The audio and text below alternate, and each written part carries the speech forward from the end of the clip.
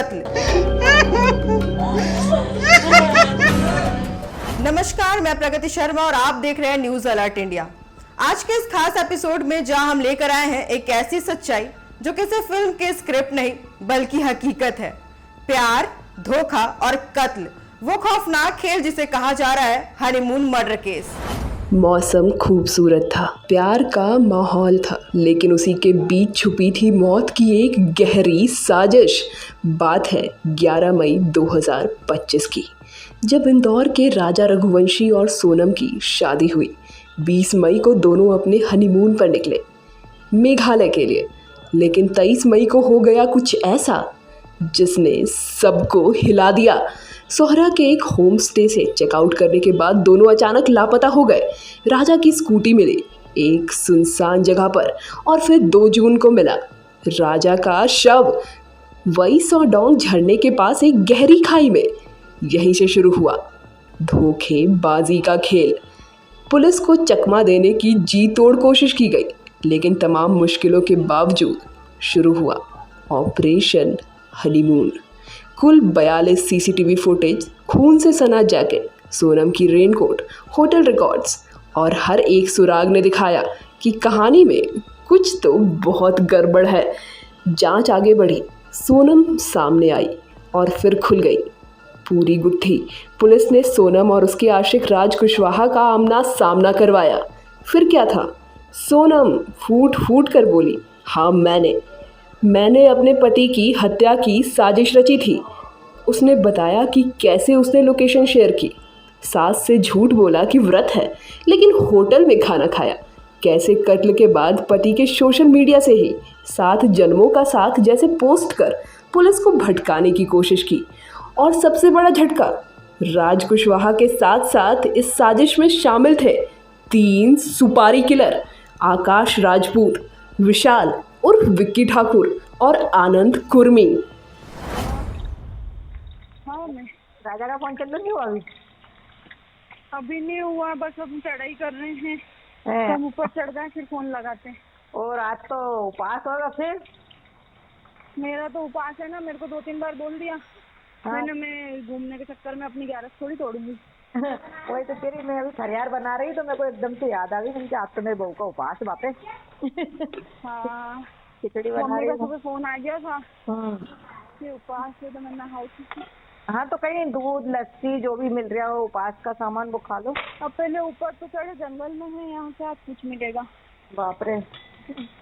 मैंने हाँ। कही थी कुछ ड्राई फ्रूट रख के ले जाओ, तो बोले हाँ क्या करेंगे हम, दो तो ये जंगल है, पता है, घोर जंगल है, एकदम खड़ी चढ़ाई है। चढ़ना मतलब उतरना भी खड़ा ही है और चढ़ना भी खड़ा ही है। तो वहाँ ऊपर देखने के लिए क्या गए? वो अंदर है, वो पहाड़ के अंदर। मना करी थी मैंने तो सुनते नहीं है। हाँ, अच्छा, हाँ। तो चलो। वही तो कह रही, वहाँ क्या देखने पहुँच गए तुम? ये नीचे से देख लेते। झरना देखने गए थे, हाँ, बड़ा वाला। हाँ, नीचे से देख हाँ, लेते। तो हालत खराब हो गई तो चढ़ के मैंने कहा कुछ नहीं हुआ। वही तो कह रही अब मैं तो खाना भी ढंग का नहीं है।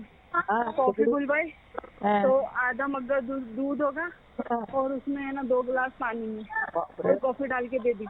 मैंने बोला घर से रख के ले जाओ, रास्ता में ना कुछ भी अपनी जरूरत पड़ेगी। नहीं ले गए दोनों को भी। ठीक है। हाँ, ऐसा लगा कि पता नहीं क्या पी रहे, तो मैंने तो फेंक दी उसको तुरंत।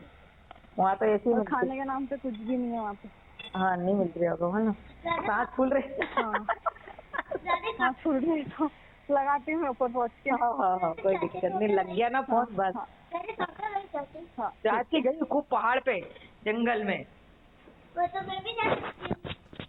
जैसे अपन केदारनाथ गए थे। मजा आई है। मजा आ गया था। इतना सब कुछ सोनम और उसके आशिक के साथ हो रहा था, लेकिन राजा के परिवार वाले अपना खोया बेटा कहाँ से लाए? राजा के भाई सचिन और पिता अशोक ने हत्यारों के लिए फांसी की मांग की है। यहाँ तक कि सोनम के भाई गोविंद ने भी कहा, हत्यारों को सख्त सजा होनी चाहिए। क्या सोनम का पहले से कोई अफेयर था, आपको मालूम था ऐसा? नहीं, कोई अफेयर नहीं था। इन दोनों की, राज कुशवाहा और सोनम रघुवंशी दोनों राखी एक दूसरे को बांधते थे। और राज कुशवाहा मेरे यहाँ पे एम्प्लॉय था, काम करता था पिछले 2-3 साल से, बस इतना ही पता है।